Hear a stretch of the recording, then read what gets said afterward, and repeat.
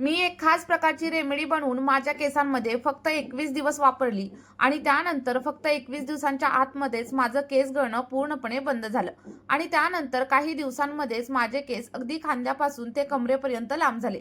लोक मला म्हणायचे केस लांब करण्यासाठी महिन्यांचा टाइम लागतो, पण मी माझे केस फक्त काही दिवसांच्या आतमध्येच लांब केलेले आहेत. आणि जर तुम्हाला विश्वास बसत नसेल तर मी सांगितलेली ही रेमेडी तुम्ही एकदा नक्की ट्राय करून बघा. तुम्हाला अगदी जास्त नाही पण 21 दिवसांमध्येच तुमच्या केसांमध्ये अप्रतिम असे बदल झालेले जाणवतील. आणि आपली ही रेमेडी खूप लोकांनी वापरलेली देखील आहे आणि त्यांना खूप छान असा रिझल्ट देखील मिळालेला आहे. जर तुम्ही या व्हिडिओमध्ये सांगितलेल्या पद्धतीने ही रेमेडी वापरायला सुरुवात केली तर तुम्हाला 100 नाही तर 101% रिझल्ट मिळेल. त्यामुळे व्हिडिओ शेवटपर्यंत नक्की बघा आणि तुम्ही हा व्हिडिओ कोणत्या गावामधून किंवा मग कोणत्या शहरामधून पाहताय कमेंटमध्ये नक्की सांगा. बघा, आपली रेमेडी बनवण्यासाठी सर्वात अगोदर आपल्याला कडुलिंबाची पानं लागणार आहेत.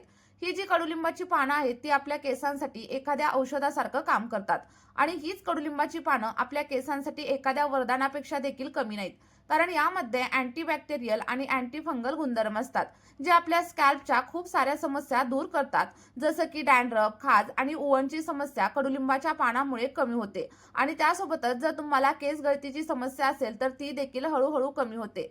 याच्या रेग्युलर वापरामुळे आपले केस अगदी मजबूत, चमकदार आणि हेल्दी बनतात. हीच कडुलिंबाची पानं आपल्या केसांसाठी तर चांगली आहेतच आणि त्यासोबतच आपल्या स्किनशी संबंधित देखील बऱ्याच समस्या कमी करण्यासाठी हेल्प करत असतात, जसं की पिंपल्स, ॲक्ने हे सगळे काही दूर करण्यासाठी कडुलिंबाची पानं खूप जास्त फायदेशीर असतात. मार्केटमध्ये तुम्हाला खूप सारे हेअर केअर आणि स्किन केअरचे प्रोडक्ट मिळतील ज्यामध्ये कडुलिंबाचा वापर केला जातो, पण हे प्रोडक्ट मात्र खूप जास्त महाग असतात.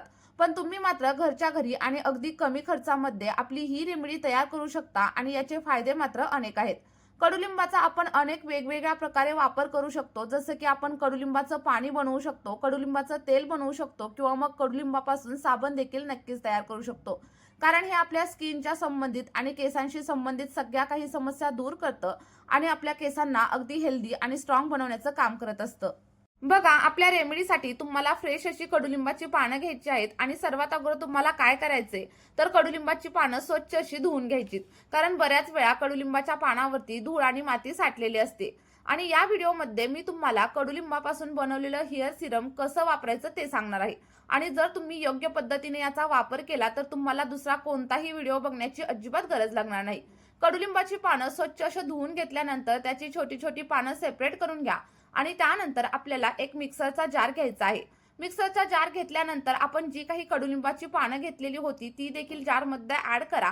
आणि बघा, तुम्ही फक्त कडुलिंबाची पानं देखील तुमच्या केसांवरती वापरू शकता, पण जर तुम्हाला केसांशी संबंधित अनेक समस्या असतील तर इथं आपण याच्यामध्ये साधारणतः 2 जास्वंदाची फुलं देखील ऍड करणार आहे. जास्वंद ही आपल्या केसांसाठी आयुर्वेदामध्ये एक अमृत मानलं जातं, कारण ही केसांच्या जवळजवळ प्रत्येक समस्येवरती काम करत असतं.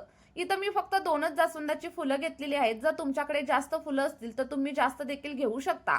आणि माझ्याकडे लाल कलरचं जास्वंदाचं फूल नव्हतं त्यामुळे मी पांढऱ्या कलरचं घेतलंय. जर तुमच्याकडे लाल कलरचं जास्वंदाचं फूल असेल ना तर तुम्हाला आणखी छान असे रिझल्ट तुमच्या केसांवरती पाहायला मिळतील. बघा, आणि जर का तुम्हाला जास्वंदाची फुलं मिळालीच नाही तर तुम्ही जास्वंदाच्या पानाचा देखील नक्कीच वापर करू शकता. आणि खरं सांगायचं झालं तर जास्वंदाची पानं देखील खूप जास्त पॉवरफुल असतात आणि ही केसांना खूप जास्त फायदेशीर देखील ठरत असतात. जास्वंदामुळे आपल्या केसांना नैसर्गिक मॉइश्चर मिळतं आणि त्यामुळे आपले केस खूप जास्त सिल्की, स्मूथ आणि शायनी होतात. जर तुमचे केस खूप जास्त ड्राय झालेले असतील, सतत गुंतत असतील किंवा मग फ्रिझी राहत असतील तर आपली ही रेमेडी तुमच्यासाठी खूप जास्त फायदेशीर ठरणार आहे. आणि हे सिरम कशा प्रकारे वापरायचं हे देखील मी व्हिडिओमध्ये तुम्हाला सांगणार आहे. तर सगळ्यात पहिल्यांदा आता आपल्याला याच्यामध्ये साधारणतः अर्धा ग्लास एवढं फिल्टर केलेलं पाणी देखील ऍड करायचं आहे.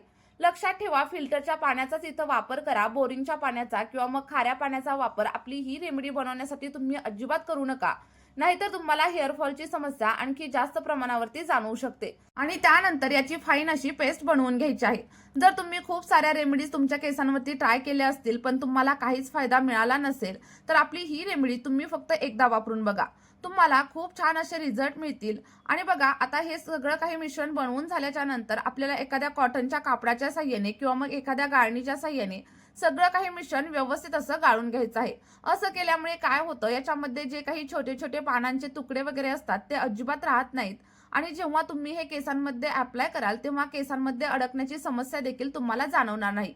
आणि जर तुम्हाला लांब केस हवे असतील तर त्यासाठी तुम्हाला थोडीफार मेहनत तर घ्यावीच लागेल.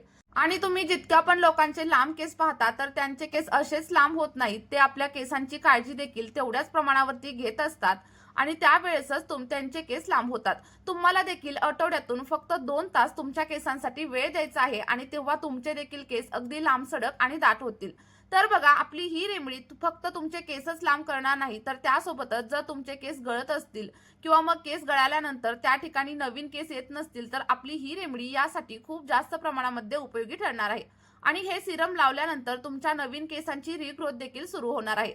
आता हे तयार झालेलं कडुलिंबाचं सिरम तुम्ही असं देखील तुमच्या केसांवरती नक्कीच अप्लाय करू शकता. याचे देखील खूप छान असे रिझल्ट आपल्या केसांवरती पाहायला मिळतात. पण जर का तुम्हाला या सिरमला आणखी जास्त स्ट्रॉंग बनवायचं असेल आणि आणखी जास्त फायदे तुमच्या केसांना हवे असतील तर आपल्याला साधारणतः 1 चमचा एवढं ॲलोवेरा जेल देखील याच्यामध्ये ऍड करायचं आहे. बघा, जर तुमचे केस खूप जास्त प्रमाणावरती ड्राय असतील आणि फ्रीझी असतील तर तुम्ही 2 ते 3 चमचे एवढा ॲलोवेरा जेलचा वापर करू शकता.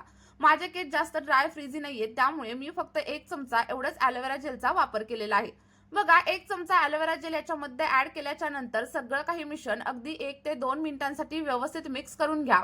आणि व्हिडिओ आपला इथेच संपलेला नाहीये, त्यामुळे व्हिडिओ सोडून वगैरे अजिबात जाऊ नका, तर शेवटपर्यंत नक्की बघा.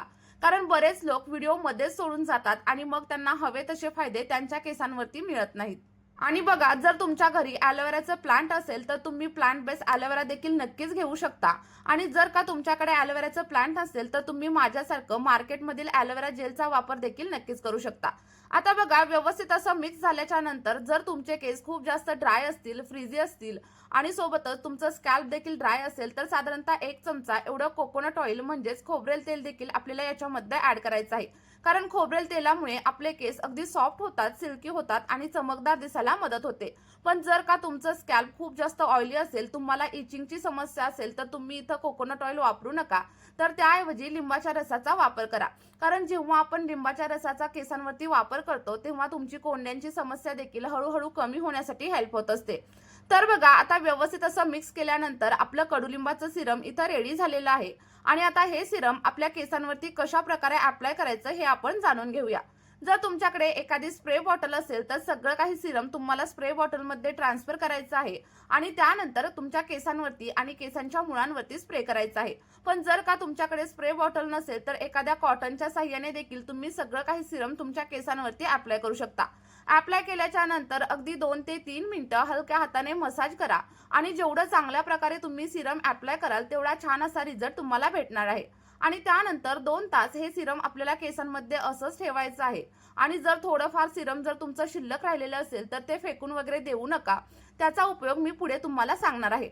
बघा, आपलं हे सिरम जर तुम्ही 2 ते 3 आठवडे वापरून बघितलं तर केसांच्या बऱ्याच समस्या हळूहळू कमी होतील. आता शॅम्पू करताना तुम्हाला काय करायचंय, शॅम्पू डायरेक्टली स्कॅल्पवरती अप्लाय करायचा नाही, तर थोड्याशा पाण्यामध्ये शॅम्पू डायल्यूट करायचा आणि त्यानंतरच केसांवरती अप्लाय करायचा. असं केल्यामुळे आपली केस गळती कमी होते आणि त्यासोबतच केस देखील अगदी सिल्की आणि सॉफ्ट होण्यासाठी हेल्प होत असते. चला तर मग, आपलं हे होममेड सिरम आणि त्यासोबतच शॅम्पू करण्याची योग्य पद्धत तुम्ही सलग 1 ते 2 महिने ट्राय करून बघा. तुमच्या ज्या काही केसांच्या संबंधित समस्या असतील त्या सगळ्या काही कमी होतील. आणि जर तुम्हाला या रेमेडीबद्दल काहीही डाऊट असेल तर मला कमेंटमध्ये नक्की विचारा. या व्हिडिओमध्ये इथेच थांबूया. बाय.